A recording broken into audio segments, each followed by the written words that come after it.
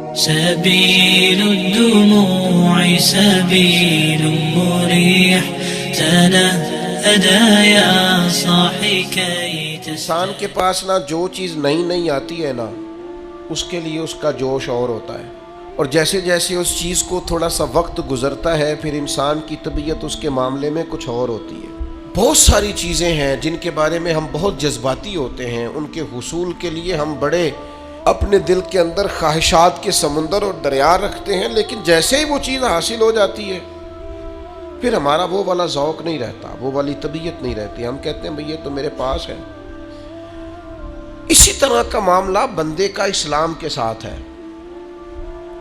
جب انسان نیا نیا دین کی طرف راغب ہوتا ہے، نیا نیا اسلام کی طرف آتا ہے تو اس کے جوش جذبے اور ہوتے ہیں، پھر آہستہ آہستہ آہستہ آہستہ وہ اعمال حسنہ میں سستی کرنے لگتا ہے، جو کام اس نے بڑے ذوق شوق سے شروع کیے ہوتے ہیں ان میں کمزور پڑنے لگتا ہے۔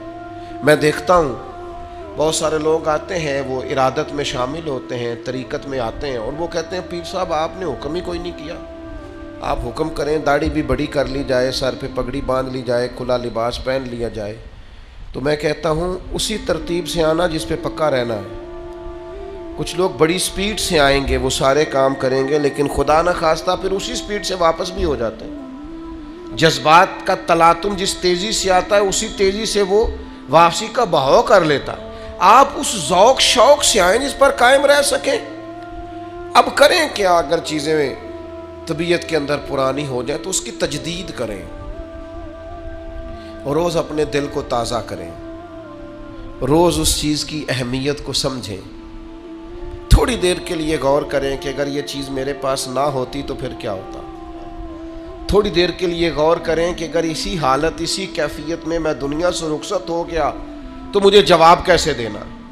کچھ ایسی چیزیں سوچیں جس سے طبیعت تازہ ہو جائے، تجدید ہو جائے، نئے سرے سے چیزیں بہتر ہو جائیں۔ ہمارے ایک درویش تھے تو ان کا ایک سنگی تھا، تو وہ جب بھی لوگ بیعت ہونے لگتے وہ ساتھ بیٹھ جاتا، توبہ کے کلمات کو بار بار دہراتا، کہتا میں تجدید کرتا ہوں تجدید کرتا ہوں۔ اور اللہ کے حبیب علیہ السلام نے یہ سبق بھی دیا ہے۔ حضور نے فرمایا لوگوں استغفار کیا کرو، میں ایک دن میں 100 دفعہ استغفار کرتا ہوں۔ یہ تو تعلیم امت کے لیے ہے، ہمیں بتانے کے لیے۔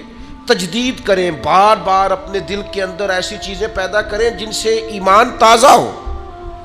مستدرک کے اندر حدیث ہے، نبی پاک صلی اللہ تعالی علیہ وسلم نے فرمایا بلا شبہ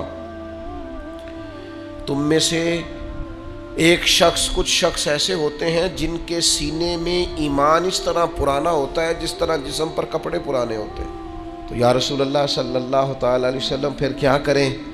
تو اللہ کے حبیب علیہ السلام نے فرمایا اللہ تعالیٰ کی بارگاہ میں دعا کرو وہ تمہارے ایمان کی تجدید کر دے، تمہارے دلوں میں ایمان کو تازہ کر دے، تازہ رکھے، ورنہ یہ اسی طرح پرانا ہوتا ہے جس طرح وجود پر کپڑے پرانے ہوتے ہیں۔